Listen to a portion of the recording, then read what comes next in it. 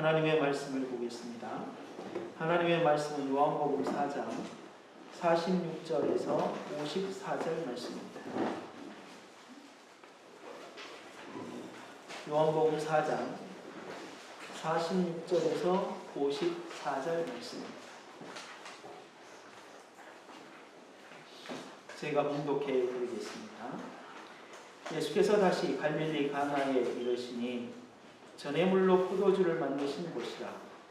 왕의 신하가 있어 그의 아들이 가버나움에서 병들었더니 그가 예수께서 유대로부터 갈릴리로 오셨다는 것을 그가 듣고 가서 청하되 내려오소서 내 아들의 병을 고쳐주소서 하니 그가 거의 죽게 되었음이라. 예수께서 이르시되 너는 표적과 기사를 보지 못하면 도무지 믿지 아니하리라. 신하가 이르되 주여 내 아이가 죽기 전에 내려오소서. 예수께서 이르시되 가라 내 아들이 살아있다 하시니 그 사람이 예수께서 하신 말씀을 믿고 가더니 내려가는 길에 그 종들이 오다가 만나서 아기가 살아있다 하거늘 그 낳기 시작한 때를 물은즉 어제 7시에 열기가 떨어졌나이다 하는지라. 그의 아버지가 예수께서 내 아들이 살아있다 말씀하신 그때인 줄 알고 자기와 그 온 집안이 다 믿습니다. 이것은 예수께서 유대에서 갈릴리로 오신 후에 행하신 두 번째 표적이니라. 아멘. 오늘은 하나님께서 주신 이 말씀을 가지고 당당한 믿음이라는 제목으로 하나님의 말씀을 선포하겠습니다. 우리는 지금 계속해서 요한복음으로 통하여 하신 말씀을 살펴보고 있습니다. 유대인의 선생으로서 거듭남이 무엇인지를 전혀 모르고 있는 이 니고데모를 뒤로하고 예수님께서는 유대인들에게 핍박을 당하는 사마리아 동네 그리고 사마리아 사람들에게 구원을 베푸시기 위하여 사마리아로 가셨습니다. 이게 이제 사장입니다. 그곳에 가셔서 물들어 온 여인을 만나시고 그 여인에게 자신이 예수 그리스도라는 사실을 알리시고 그 여인으로 하여금 예수 그리스도를 믿게 하고 그리고 그 여인을 통하여서 동네 사람들에게 예수 그리스도를 소개하게 하고 예수 그리스도를 믿게 합니다. 요한복음을 기록한 목적이 요한복음 20장 32절에 분명하게 너희로 예수께서 하나님의 아들 그리스도이심을 믿게 합니다. 또 너희로 믿고 그 이름을 힘입어 생명을 얻게 하려 함이라 라는 것이 요한복음을 기록한 목적이라고 그랬습니다. 그래서 요한복음에 나와 있는 한 구절 한 구절은 예수 그리스도가 메시아라는 사실을 증거합니다. 그리고 예수 그리스도를 메시아로 받아들이고 그 사실을 알고 그 사실을 예수 그리스도를 메시아로 받아들이는 사람이 있고 받아들이지 못한 사람들을 지금 요한복음에서 이야기를 하고 있습니다. 요한복음 3장에서 니고데모가 예수 그리스도를 받아들이지 못하였고 4장에서는 사마리아 여인과 사마리아 사람들이 예수 그리스도를 믿었습니다. 그리고 갈릴리 자신의 고향으로 가서 고향 사람들이 예수 그리스도를 받아들이지 못하는 것에 대해서 말씀을 하시고 첫 번째 기적을 행하셨던 가나로 가시는 장면이 오늘 장면입니다. 그리고 그 가나에서 누구를 만나냐면 왕의 신하를 만나게 되었습니다. 왕의 신하를 만나서 그 왕의 신하를 통하여서 부끄러운 믿음, 부끄러운 구원이 무엇인지에 대해서 보여주시고 그리고 그 부끄러운 구원을 받았음에도 불구하고 왕의 신하가 당당하게 하나님 예수 그리스도를 믿음으로 나아가는 모습들을 오늘 보게 되어집니다. 갈릴리 가나로 가셨다. 다시 갈릴리로 가셨다라고 예수께서 말씀을 하십니다. 아더 핑크라는 목사님은 이 부분을 설교할 때에 첫 번째 가나 혼인잔치와 이 가나, 다시 오셨던 이 갈릴리 가나를 두 개를 비교하여서 7개의 유사한 장면들을 살펴보았습니다. 첫 번째가 날짜입니다. 가나 혼인잔치도 갈릴리로 가신 세 번째 날에 가십니다. 그리고 예수님께서 사마리아에서 갈릴리로 가셨을 때 이틀을 더 자기 고향에 유하시고 그 다음날 어디로 가시냐면 갈릴리 이 가나로 가십니다. 그래서 세 번째 날 갈릴리 가나로 가셨다는 사실을 밝혀주고 있다고 했습니다. 그리고 두 번째는 혼인잔치에서 예수님의 어머니가 포도주가 떨어졌다 라고 이야기했을 때 예수님이 거절하십니다. 그리고 또 신기하게 이 왕의 신하가 자기 아들이 병 걸렸다는 사실을 알고 고쳐달라고 했을 때 예수님이 거절하십니다. 거절하는 대목이 똑같습니다. 그리고 갈릴리 혼인잔치에 순종하는 사람이 하나가 있는데 누구냐면 바로 종들입니다. 그 순종의 패턴을 가지고 역사가 일어나고 또 이 갈릴리에서는 왕의 신하가 예수님께서 하신 말씀 가라 내 아들이 살아났다 라는 말을 듣고 그 말을 믿고 갑니다. 그 순종이라는 모티브를 통하여서 하나님께 예수 그리스도가 역사하신 것을 보게 돼요. 네 번째는 갈릴리 혼인잔치에서 물이 포도주로 변화되는 사건은 뭐냐? 말씀입니다. 왕의 신하의 아들이 낳은 사건도 무엇으로 했냐면 말씀으로 가라 너 아들이 낳았다. 이게 말씀이었다. 그리고 종들이 그 사실을 이렇게 예수 그리스도가 말씀으로 변화되어진 사건을 종이 보고 놀라였고 또 왕의 신하의 아들도 누가 이 사실을 알았냐면 종이 알았다는 사실을 또 유사성에 대해서 이야기를 합니다. 그리고 그 사실에 대하여서 전반적으로 제자들이 믿었고 그 다음에 왕의 신하와 그의 가족들이 믿었다는 사실이 여섯 번째로 마지막은 뭐냐면 제일 마지막에 가나에서 행하신 첫 번째 표적이었고 이것은 두 번째 가나에서 행하신 두 번째 표적이었다는 사실에 대해서 이 7가지 유사성을 이야기를 합니다. 이 유사성에 대한 7가지를 쭉 설명을 하고 난 다음에 우리들에게 주는 유익함이 뭐겠냐. 이 하나님께서 이 요한을 통하여서 이러한 가나의 첫 번째 표적과 두 번째 표적의 유사성을 밝히면서 우리들에게 주신 유익함들이 뭐냐? 그 유익함은 차이점에 있다. 가나 혼인잔치는 결혼이라는 축제의 기쁨의 현장이었고 다시 찾은 이 갈릴리에는 아들이 병들어서 죽게 되었다는 슬픔의 현장이다. 기쁨 가운데에서 그 기쁨을 배를 더해주는 유일한 해결자가 예수 그리스도인 것처럼 슬픔의 가운데에 그 슬픔의 상황 속에서도 필요한 분이 바로 예수 그리스도입니다. 그래서 우리의 슬픔이나 기쁨이나 어떠한 상황 속에서도 우리의 가장 중심이 되는 분이 누구냐? 예수 그리스도라는 사실을 우리들에게 알려주고 있는 것이다. 라고 그렇게 말을 했습니다. 그렇습니다. 이 갈릴리 다시 찾은 예수 그리스도의 이 갈릴리의 장면은 다양한 많은 것들을 볼 수 있지만 큰 아웃라인에서 우리들에게 주는 유익함은 우리가 슬프거나 기쁘거나 괴롭거나 즐겁거나 여유가 있거나 바쁘거나 정신이 막 없을 때나 할 일이 전혀 없을 때나 모든 우리의 삶의 현장 속에 가장 중심이 되는 분이 누구냐? 예수 그리스도. 그 예수 그리스도가 우리의 삶의 중심이 되어야 된다는 사실을 이야기를 하고 있다라는 것입니다. 이 본문을 설교를 준비하면서 묵상하고 또 읽고 연구하면서 떠오르는 단어가 하나가 있었습니다. 그게 뭐였냐면 오해였습니다. 왜 오해라는 단어가 내 머릿속에 스쳐 지나갔냐면 예수님께서 왕의 신하에게 표적과 기사를 보여주지 아니하면 너희들이 도무지 믿을 수가 없구나. 믿지가 않구나. 그러니까 표적과 기사가 아니면 나를 믿지 않구나. 요 말이거든요.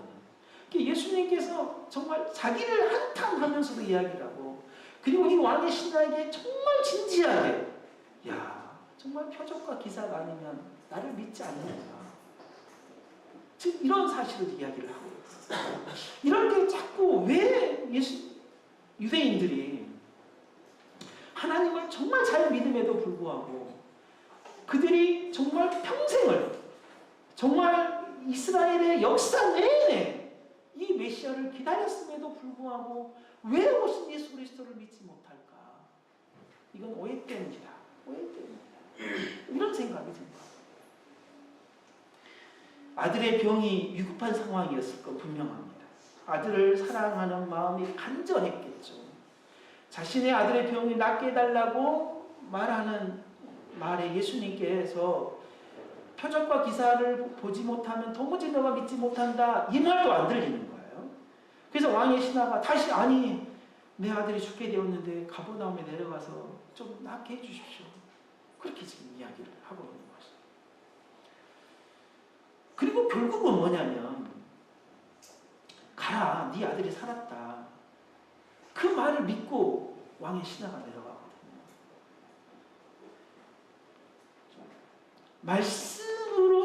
말씀을 믿고 내려가서 자기 아들이 살았다는 사실을 알았어요.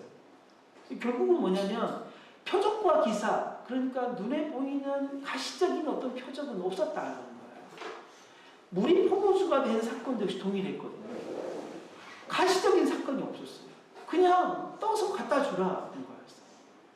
거기에 예수님이 뭔가를 안수하거나 그 물을 가지고 기도를 하거나 뭐 그런 행위가 전혀 없었다는 거예요. 말씀만 하셨다는 거예요. 근데 왜 우리 나라는, 아니 우리의 마음에는 뭔가가 있어야 되는 거예요. 기도를 할 때도 목소리도 좀 이렇게 그 신령한 티가 좀 나야 되고, 그 다음에 좀 이렇게 기도를 할 때도 머리에다 손을 얹고 뭔가의 그 그럴싸한 어떤 컨셉이 있어야 좀 이렇게 뭔가가 되는 것처럼 생각하는 거예요. 하나님, 뭔가를 결정할 때 그렇게 해요. 하나님, 제가 정말 이 일을 해야 될까요? 말아야 될까요? 해야 되는 뭔가의 사인이 있어야 되지 않겠어요? 확신을 달라고 늘 기도하는 거예요. 그래서 확신을 했어요. 확신을 했는데 뭔가 하루 지나고 이틀이 지나고 일주일이 지나고 뭔가가 마음이 찝찝해요. 불안해요. 그럼 또다시 우리의 마음은 흔들려요. 하나님, 이게 무슨 마음입니까? 확신을 주십시오. 요한일서 5장 14절. 우리가 그의 뜻대로 구하면 하나님께서 들으신다. 약속이거든요.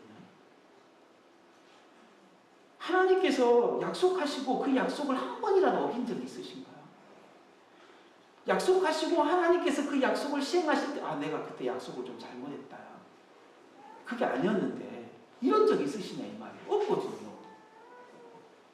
하나님께서는 약속하시고 그 약속을 반드시 이루어 가시는 분이에요. 표적이냐 약속이냐, 우리는 무엇을 붙들어야 돼요? 우리는 약속이에요. 약속. 하나님께서 하신 그 약속을 붙들어야 되는데, 우리는 자꾸 우리 앞에 뭔가가 보이는 이게 표적을 바라는 거예요. 뭔가에 우리 앞에 정말 일어나야 하는 무언가. 그래서 여러분, 이게 왕의 신하가 가버나움에 직접 내려와 달라는 거예요. 어떤 사람들은 34km라고 이야기를 하고, 어떤 사람은 이게 24km, 20km라고 이야기를 하고 그러더라고요. 그러니까 최소 5시간에서 8시간 정도는 걸어가야 되는 거예요. 직접 내려와 달라는 거예요. 근데 여러분, 이 믿음 말고요, 지금 왕의 신하의 말 말고, 요청 말고, 백부장, 혹시 여러분 아시죠? 백부장의 믿음. 이 백부장의 믿음은 예수님이 칭찬하시거든요.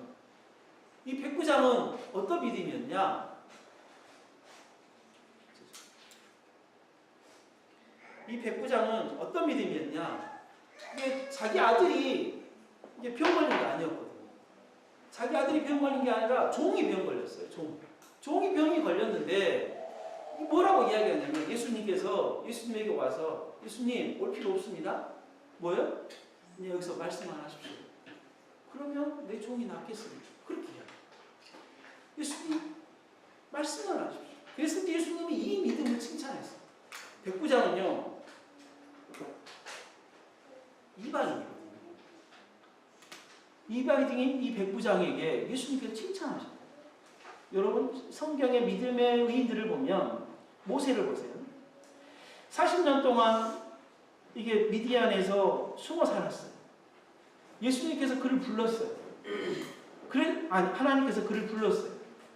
애굽으로 가거라 라고 했을 때 모세가 뭐라고 그랬어요? 이스라엘 사람들이 제가 하나님이 보냈다 하면 믿을까요? 의심하죠. 그랬을 때 하나님께서 너가 손에 들고 있는 게 지팡이 아니냐 뱀으로 바꿔주시고 그 다음에 손을 문둥병으로 또 한 사람이 누구냐? 기드온도 정말 하나님이 부르실 때 그게 가능할까요? 그렇게 이야기해요. 가거라. 그리고 아세라의 제단을 없애버려라 라고 이야기했을 때 이 기드온이 가가지고 낮에는 사람들이 눈에 보일까 무서워서요. 저녁에 몰래 가가지고 그 상을 다 없애버려요. 무서워서요. 그래가지고 벌벌 떨고 있어요. 그랬을 때 하나님이 사사로 세우셨다는 사실에서 다시 찾아왔을 때 저 두렵습니다. 저에게 표적을 보여주십시오. 양탄자에 뭐죠? 이슬이 내리고 이슬이 거치는 표적을 보여달라는 거예요. 믿음이 아직 연약하고 우리가 하나님에 대한 의식이 불안할 때 요구하는 게 표적이에요. 근데 신기한 건 표적이 우리로 하여금 믿게 해요. 근데 그 표적은 늘 우리들이 추구하게 되어지는 일이 되어버려요. 또 표적을 구하게 되어지고 또 표적을 구하게 되어지고 표적이 아니라 약속이에요. 하나님께서 그렇게 하게 하셨다라는 약속인 거예요. 그래서 우리의 믿음의 역사, 믿음의 어떤 선배들 가운데에 우리들에게 정말 본이 되는 사람이 누구냐면 아브라함입니다. 하나님께서 하신 말씀을 믿고 나아가는 거였어요. 또 한 사람은 누구냐면 다윗인 거예요. 그가 왕으로의 기름 부음을 받고 난 다음에 그가 한 번이라도 자신을 기름 부어 세우신 하나님에 대하여 불신하거나 그리고 두려워하거나 이게 진짜였을까? 13년 동안 광야를 돌아다니면서 목숨을 구걸하고 다녔던 그 삶의 현장 속에서도 한 번도 흔들림이 없이 하나님께서 나를 왕으로 세우셨다는 사실에 대해서 확신하고 산 거였어요. 근데 우리는 하나님께 기도를 하고 난 다음에 뭐냐? 환경이 좀 어려워지고 힘들고 그리고 오해가 생기고 내 마음에 조그마한 불안한 뭔가의 마음이 생기면 원점으로 다시 가서 이게 아닌가? 이게 아닌가? 뭔가에 대한 표적을 우리들이 생각하는 그런 믿음이 아닌지 좀 살펴봐야 하는 거예요.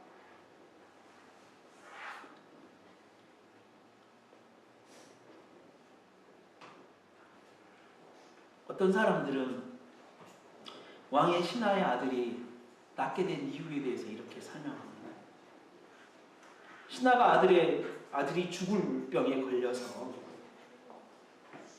예수님이 계시는 장소를 알았어요. 여기에서 20km 이상 떨어진 갈릴리의 가나에 와 있다더라. 그래서 가버나움에서 정말 말을 타고 갔는지 아니면 정말 걸어갔는지 죽을 향해 갔습니다. 왕의 신하니까 말을 타고 갔겠죠.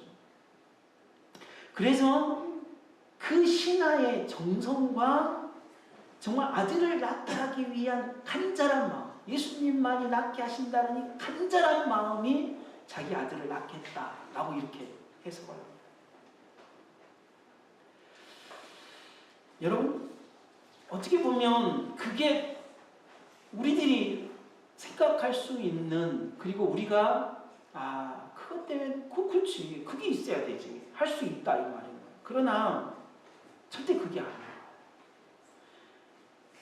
우리들도 동일하게 그 간절함, 하나님께서는 반드시 나올 수 있다라는 그 믿음, 어떤 그런 간절함, 그런 것을 통하여서 기도했을 때 나았어요.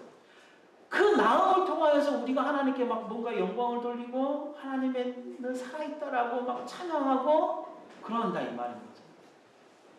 근데 그런 일이 없으면 하나님의 능력에 대해서 실감이 안 나요. 이게 온전한 믿음인지를 한번 퀘스천 마크를 찍어봐야 되는 거예요. 하나님은요,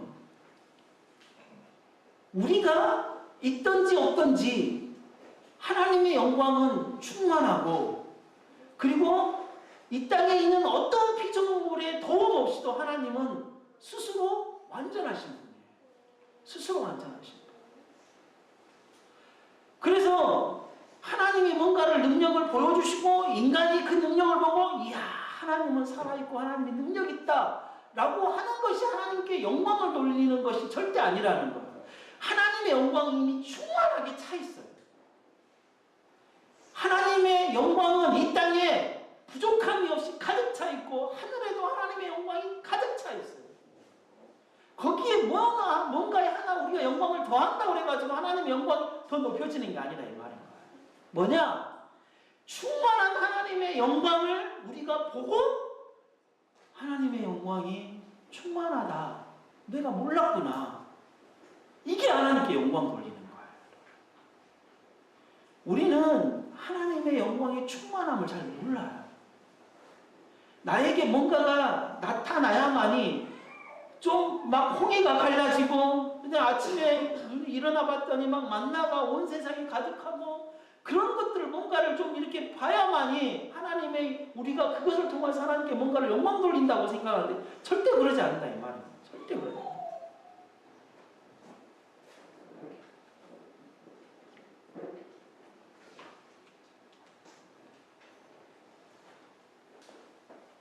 하나님께서는 인간과 전혀 상관없이 자신의 뜻을 이루어 가십니다. 하나님께서 만드시는 세상 창조하셨죠. 그리고 정말로 하나님께서 지금 이 역사를 이끌어 가시잖아요. 그럴 때 인간의 아무런 노력도 없이 하나님은 그거를 끌고 가신다는 거예요. 하나님이 써가시는 역사 속에 하나님이 우리를 때에 따라 태어나게 하시고 때에 따라 우리를 거두어 가실 때에 그리고 우리가 이 땅에 태어나서 살아가는 그 동안에 하나님이 써가시는 역사 속에서 하나님의 영광을 보고 하나님의 일하심을 보고 우리가 하나님의 일에 참여하여서 하나님의 나라를 경영해가는 역할을 하는 것이지 나를 통하여서 하나님이 뭔가의 일을 해가시고 하나님의 역사를 써가시는 것은 절대 아니다. 그래서 오해해서는 안 돼요. 절대 오해해서는 안 돼요. 뭐를 오해해서는 안 돼요? 하나님께서 나의 간절함, 나의 어떤 정말 이것이 이루어져야 하는 오직 하나님만이 이룰 수 있다라는 어떤 그러한 믿음의 어떤 표현들 그런 것들이 아니라 예수님의 영광과 하나님의 나라와 그것을 위해서 하나님이 실제적으로 막 일해 가시는 거예요. 그 일에 가실 때에 하나님이 우리를 들어 사용하시는 거죠.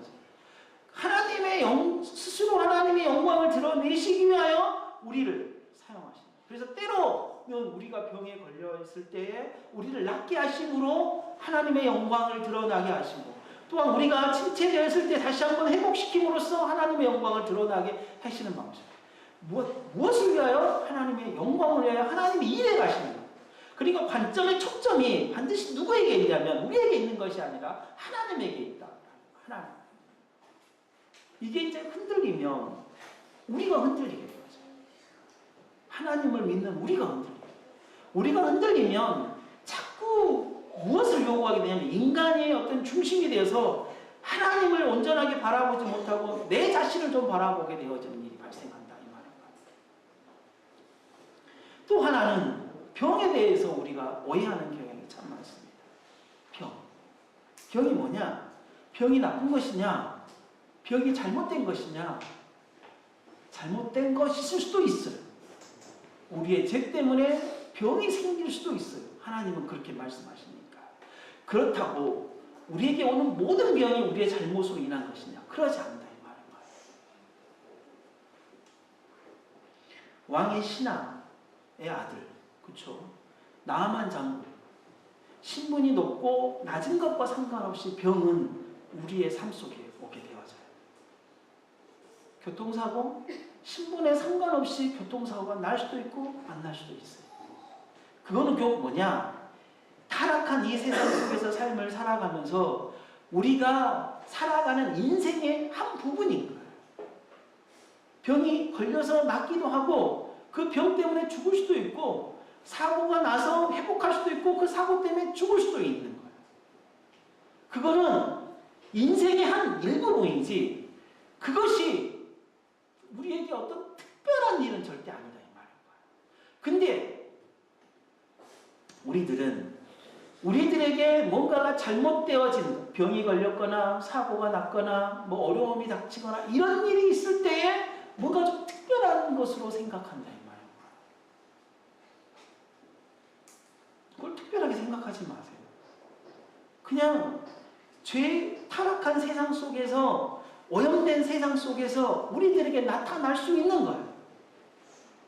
오염된 세상에서 더 많은 수확을 얻으려고 더 많은 농약을 하고 그리고 더 많은 돈을 벌려고 더 많은 신경을 써야 되고 그 다음에 이 세상 속에서 경쟁의 구조, 타락으로 말미암아 발생하는 경쟁의 세상 구조 속에서 살아남아야 하기 때문에 우리가 더 많은 스트레스를 받아야 되고 나의 고집과 아집을 꺾을 수 없으니까 남편과 아내가 신경 쓰면서 서로 자기 자신에 대한 부분들을 내려놓지 못하기 때문에 부부싸움이 일어나면서 스트레스 받는 거고 그런 상황에서 발생되어지는 많은 병과 많은 질병들에 대하여서 특별하게 생각할 이유 하나도 없는 것 같아요. 그건 너무나 당연한 현상 아니겠어요? 근데 이게 뭔가가 특별해서 우리에게 뭔가가 막 하나님 앞에 뭔가를 이것들을 다 내려놓고 다 해결받아야 할 것처럼 이야기하거나 생각하거나 또 심지어 어떤 사람들은 마귀가 주는 거라고 생각을 하는 그래서 마귀에 대하여 우리가 뭔가를 해야 될 것처럼 믿음으로 이것을 뭔가를 해야 되는 것처럼 생각하는 정말 어리석은 일들이 얼마나 많은지 모르겠어요.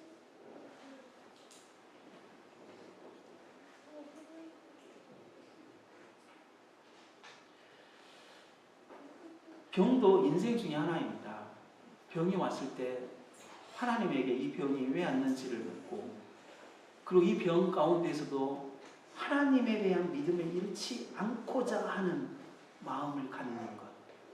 나에게 힘들고 어려움이 왔을 때에 그것 때문에 내 믿음이 변하고 내 신앙이 변하고 하나님을 믿는 방식의 패턴이 변해버린다면 우리는 실패한 인생이죠. 그 가운데서도 그거를 놓고 기도해야 될 것은 하나님, 이것 때문에 내가 하나님을 믿는 게 변하지 않게 해달라고 기도해야 되는 거죠. 장애인, 불편하고 처음 딱 보는 순간 안타까울 수 있어요. 그러나 그 장애인을 보고 볼 때마다 안타까우고 볼 때마다 안타까운 것은 그 장애인의 인격을 무시하는 거예요. 똑같은 사람이에요. 똑같은 숫자예요. 나도 한 사람이고 장애인도 한 사람인 거예요. 똑같은 동일한 인격으로 대해주는 것이 우리들의 자세 아니겠어요?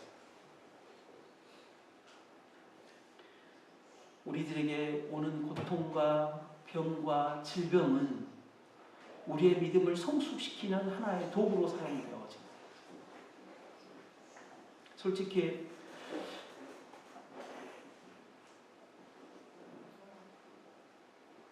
우리 선배들 가운데 그리고 동기들 가운데 그리고 내가 아는 목사님들 가운데 소위 이야기하는 좀 변하신 목사님이 있어요. 정말 예전엔 그러지 않았는데 근데 생각을 해보면 정말 이 경제적인 문제 때문에 정말 변하신 목사님들이 정말 많이 있어요. 너무나 가난해서 그 문제를 풀어가기 위해서 변하신 목사님들이 참 많아요. 안타까운 일이더라고요. 또 어떤 목사님은 너무 부해서 변하시더라고요. 너무 부해서.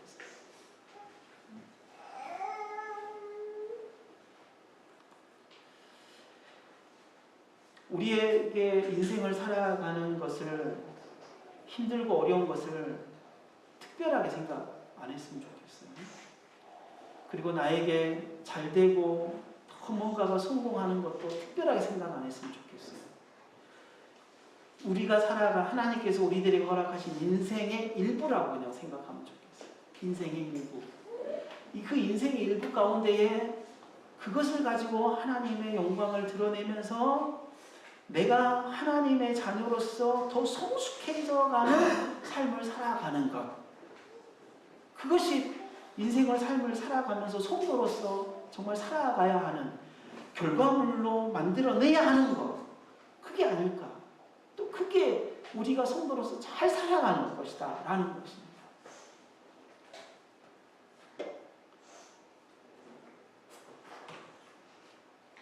갈릴리 가나로 예수님을 찾아와서 자기 아들을 살려달라고 하는 이 왕의 신하를 통하여서 참 많은 제가 은혜를 받고 제 자신을 좀 많이 살펴보게 되어졌습니다. 무엇보다도 나는 왕의 신하처럼 이렇게 어려움이 당했을 때 정말 예수님을 찾아갈 수 있을까? 그것도 가장 먼저.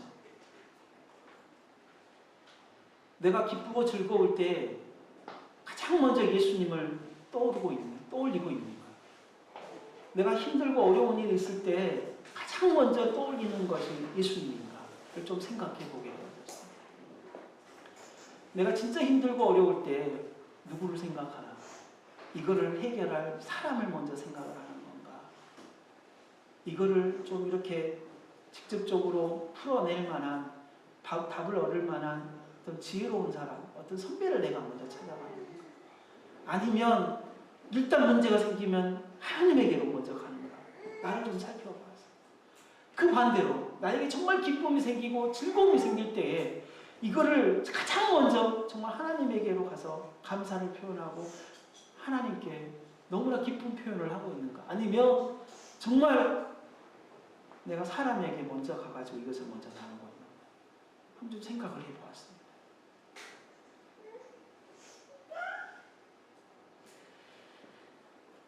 어떠한 상황 속에서도 하나님이 예수 그리스도를 가장 먼저 찾고 그 예수 그리스도에게 가장 먼저 가는 것이 정말 가장 중요한 우리의 삶의 신앙의 가장 중요한 일이 아닐까 생각해 봅니다.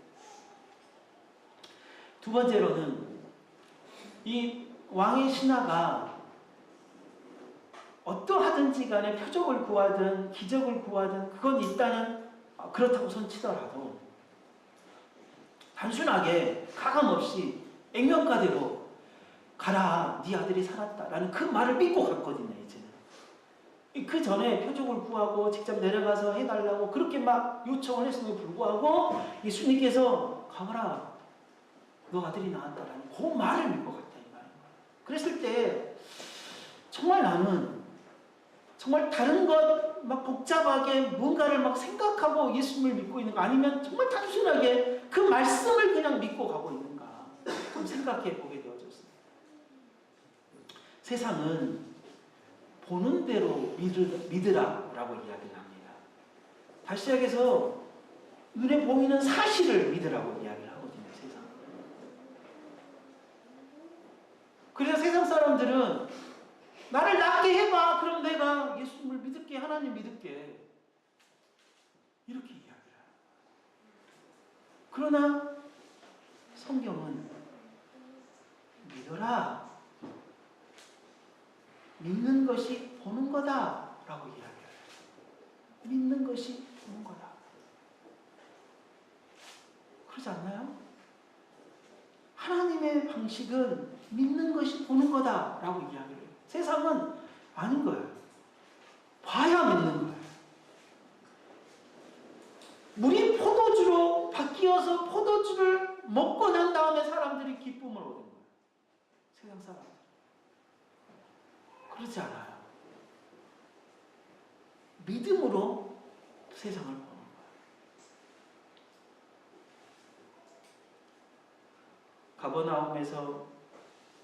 가버나움으로 내려가서 내 아들의 병을 낫게 해달라고 이 왕의 신하도 처음에는 그랬어요.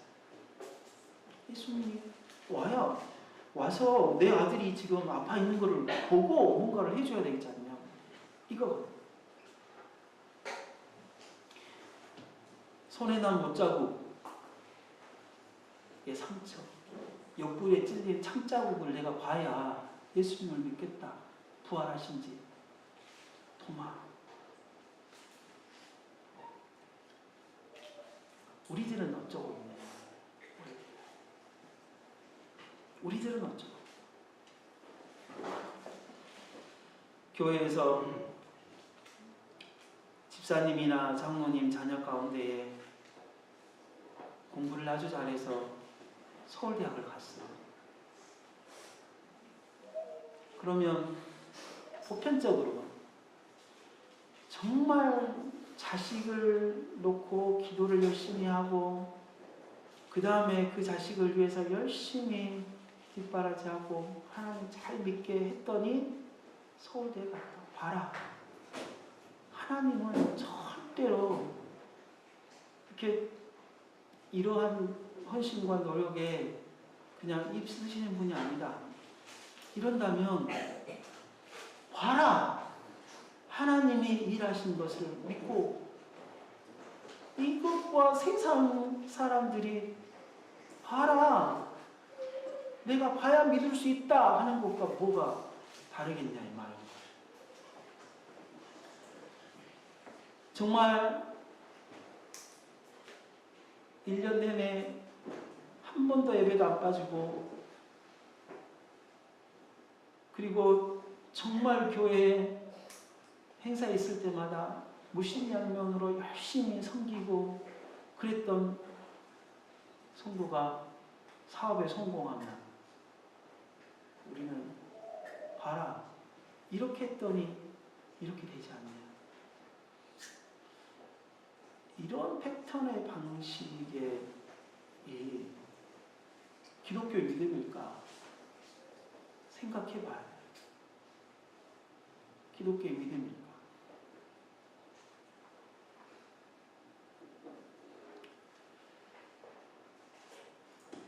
성경을 자세히 읽어보시고 하나님의 말씀, 예수 그리스도의 말씀을 자세히 살펴보십시오. 하나님의 말씀을 믿는 것이 보는 겁니다. 하나님의 말씀을 먼저 믿는 것이 보는 거예요.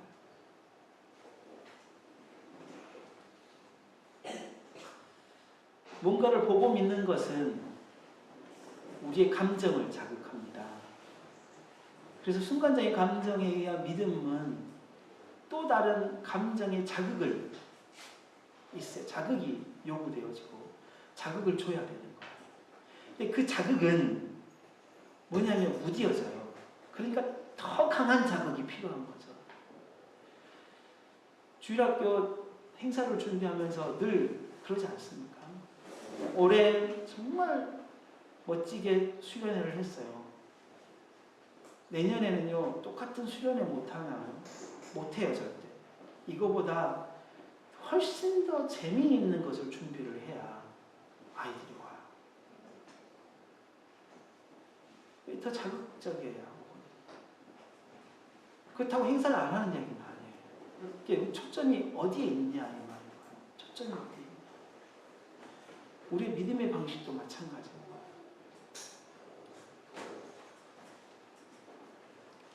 철저하게 우리의 기독교의 지성이 말씀에 먼저 딱 꼬그라지고 우리의 감정도 거기에 딱 꼬그라져야만이 우리의 믿음이 좀 지속적인 믿음이 될 수가 있습니다.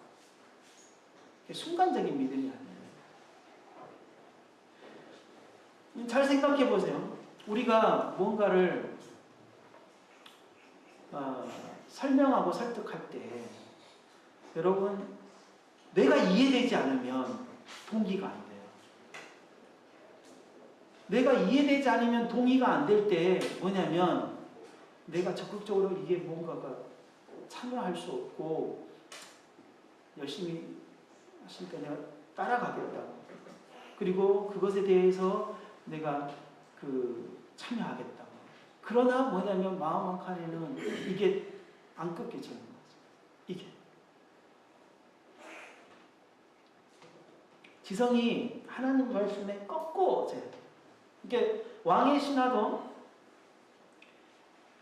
거꾸로 있었던, 그러니까 그가 예수 그리스도를 믿고 그의 온 식구가 믿을 수 있었던 유일한 이유 중에 뭐냐면 예수님이 가라, 너 아들이 나왔다. 그 말씀에 그가 꺾여진 거야.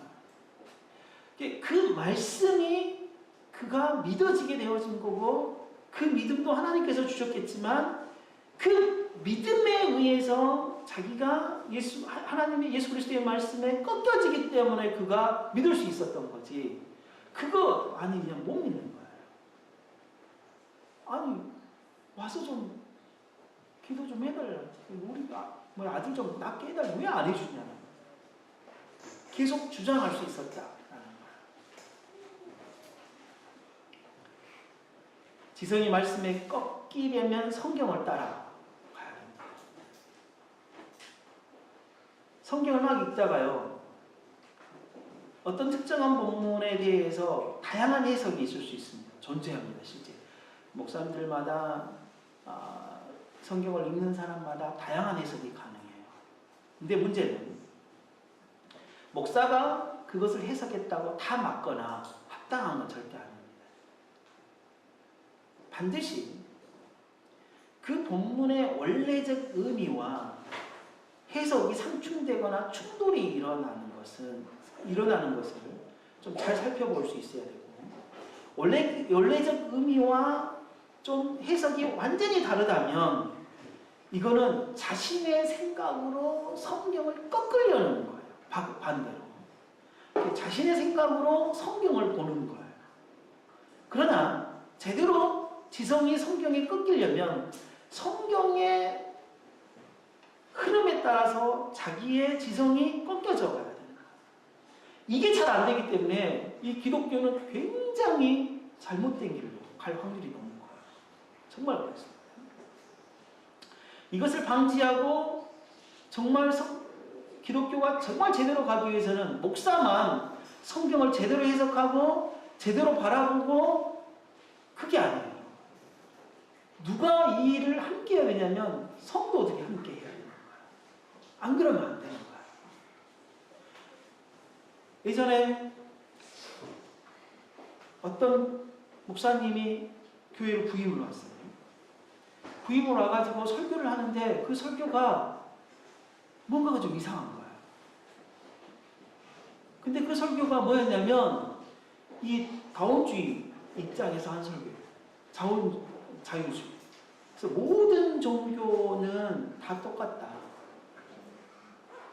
성도들이 그 설교를 들고 이건 아닙니다, 목사님 라고 이야기를 해서 그 목사님이 교회를 옮겨갔어요. 다른 데로 가게 돼요.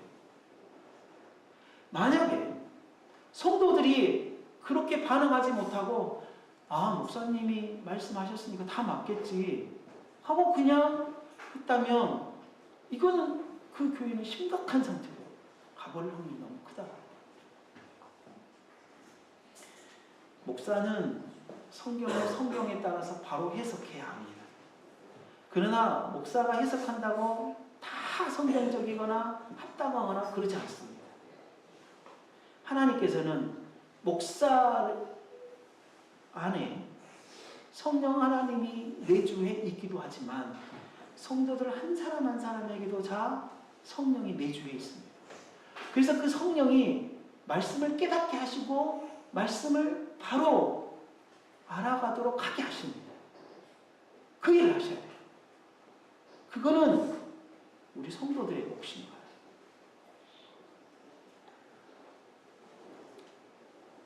마지막으로 한 가지만 더 이야기를 하겠습니다. 이 부분이 우리들이 좀 뭔가를 가져야 하는 중요한 부분이라 생각이 되었습니다. 왕의 신하가 예수님을 믿게 된 과정은 좀 허술합니다. 왕의 신하가 예수님을 믿게 되는 과정은 좀 허술해요. 좀 허접합니다. 표적과 기사를 구하는, 표적과 기사가 아니면 믿지 못하는 도무지 좀 허접한 신앙을 좀 가져있습니다. 그럴 수 있어요. 왜냐하면 자기 아들이 지금 죽어가고 있는데 예수님이 갈릴리 가나에 왔어요. 예수님이라는 살릴 수 있다라는 정말 그러한 믿음일 수도 있겠죠. 그래서 지푸라기라도 잡고 싶은 심정에 정말 단숨에 달려왔겠다 이 말인 거죠. 그런데 우리는 그것을 믿음으로 오해할 수 있는 거고, 그것이 내 아들을 낳겠다라고 오해할 수 있게, 그건 아니라 하나님께서 하시는 거예요. 그렇죠? 그렇다고 다짜고짜 예수님, 그래서 막 가가지고 예수님에게 다짜고짜 내 아들을 좀 낳게 해달라고. 가보다가 빨리 가시자고. 내 아들이 지금 병 걸려 있는 아들이 가버나움에 있는데 지금 가시자고. 막 그러는 거죠. 예수님께서 책망하시죠. 너는 도대체 표적과 기사가 아니면 나를 믿지 않는구나 라고 책망. 그럼에도 불구하고 아니 가자니까 예수님, 내 아들이 지금 죽게, 또 이야기를 하는 거죠. 그랬을 때 예수님께서 침착하게 다시 한번 달랬을 것 같아요.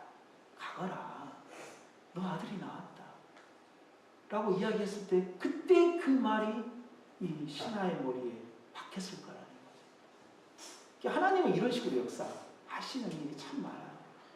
그렇게 아무리 말씀을 진지하게 듣고 내가 막 뭔가를 들으려고 하고 그리고 열정을 내고 뭔가를 막 하더라도요, 이게 하나님이 막 제대로 안 믿어지고 뭐 그럴 수 있는 거예요. 그런데 어느 순간에 하나님의 말씀이 내 머리를 확 쳐버릴 때가 있어요. 그때가 있어요. 저도 그랬던 것 같아요. 저 중학교 3학년 때부터 고등학교 2학년 때까지 교회 너무나 재밌게 잘 다녔어요. 예배가 뭔지도 모르고 형들이랑 누나들이랑 막 놀러 다니고 재밌고, 수련회 막 텐트 막 이렇게 싸들고 우리는 기차를 타고 막 보성으로 해남으로 화순으로 막 짐 이만큼 싸가지고 막 다니. 그때 막 힘든지도 몰랐어. 그래서 가서 막 텐트 치고 막 비 오는데도 막 너무너무 재밌어요. 근데 제가 모든 예배를 다 참석했고 다 그냥, 그런데 어느 순간 어른 예배를 드리고 있는데 하나님께서 그 어른 예배 말씀, 설교시킨 그 말씀이 내 머릿속에 막 들어오기 시작한 거예요. 어느 순간. 그리고 나는 막 그 말씀을 적고 있는 거예요.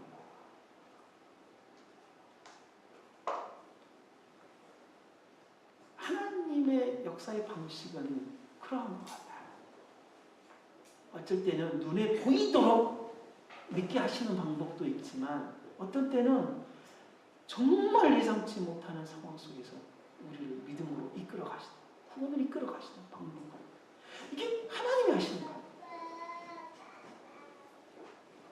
그랬을 때 이 백부장의 믿음이 너무나 당당하더라 이 말인가요. 자신도 믿을 뿐만 아니라 온 가족들에게, 야, 이 사람을 메시아로 믿어야 된다. 그 믿음이 있더라 이 말인 거죠. 그래, 우리도요, 보는 대로 믿을 수 있어요. 우리의 믿음의 과정이, 구원의 과정이 허접하고 정말 지푸라기라도 잡는 심정일 수도 있고요, 정말 부끄러운 어떤 믿음일 수 있다 이 말이에요. 그런 구원일 수도 있어요. 그러나 말씀을 들으니까 말씀이 조금씩 이해되기도 하고 하나님이 내 입에서 나오기도 하고 예배에 참여하고 싶은 마음도 들고, 이건 뭐냐면 내가 구원을 받았다는 증거거든요. 그러하다면 좀 당당해지면 좋겠어요. 아, 내가 하나님의 자녀다. 나 구원 받았다. 좀 당당해지면 좋겠다 이 말이에요. 당당해져서, 그 전에는 내가 좀 저급한 좀 신앙도 있었고 부끄러운 좀 일도 있었고 창피한 것도 있었다. 근데 이제 그거는 옛날 일이다. 그렇다. 근데 이제 나는 좀 당당하게 이제 예수님을 믿고 싶다. 하나님을 믿겠다. 이런 게 있어야 된다 이 말인 거지. 우리가 사마리아 여인처럼, 사마리아 사람들처럼 예수님의 말을 듣고, 예수님이 진짜 하나님께서 보낸 메시아구나, 이렇게 너무나 좀 멋있는 상황에서 구원을 받았으면 얼마나 좋겠어요. 그런 분들도 있을 거라 이 말이에요. 근데 저를 포함해서 많은 분들이 그러지 못했을 거라 이 말이에요. 대부분의 구원의 과정은 왕의 신하와 같았을 거예요. 그러나 중요한 것은요, 그러하더라도 지금 우리가 하나님을 믿게 된, 그리고 믿는 사람이 됐고 하나님은 우리들의 구원을 베푸셨다는 사실이 정말 중요하고, 이것만큼 정말 엄청난 사건, 내 인생에 있어서 가장 중요한 이것을 빼버리면 아무것도 없다라는 그런 믿음, 그런 좀 믿음에 당당한 사람이 이제부터라도 좀 이제 해야 된다라는 거예요. 어저께 성경 그랬을 것 같아요. 우리가 지금까지 믿어오면서 자랑할 만한 것이 참으로 많을 거예요. 내가 정말 믿으면서 자랑할 것, 그리고 정말 하나님께서 기뻐할 진짜 많았을 거다 이 말인 거예요. 근데 그것이 부끄러운 믿음이라면 진짜 더 부끄러울 뿐일 것 같아요. 그러나 이제 그게 부끄럽든 그게 자랑할 만하든 그게 정말 다른 사람이 높이 뭔가를 정말 사서 정말 대단하다라고 칭찬을 할 만하든 그것들 좀 다 뒤로 합시다. 다 뒤로 하고는 하나님의 은혜에 합당한 삶을 이제 좀 진짜 살아. 그거는 하나님이 우리들을 구원시킨 것에 당당하게 좀 살아가는 거예요. 반응하면서. 당당하게 살아가는 거예요. 그래서 지금까지 오해했던 것 오해할 수 있지 않겠어요? 그러면 이제 오해하지 않고 오해하더라도 내가 오해했네 깨달아가고 그리고 오해했던 것을 다시 바꾸고 그러면서 하나님 앞에 정말 합당하게 당당하게 이제는 그리고 내 부끄러움이 발견하면 또 그 부끄러움을 또 바꾸어가고 그래서 그러한 믿음을 변화시켜서 정말 성숙한 그리스도인의 삶을 살아가는 우리 모두가 되시기를 바랍니다. 함께 기도하겠습니다.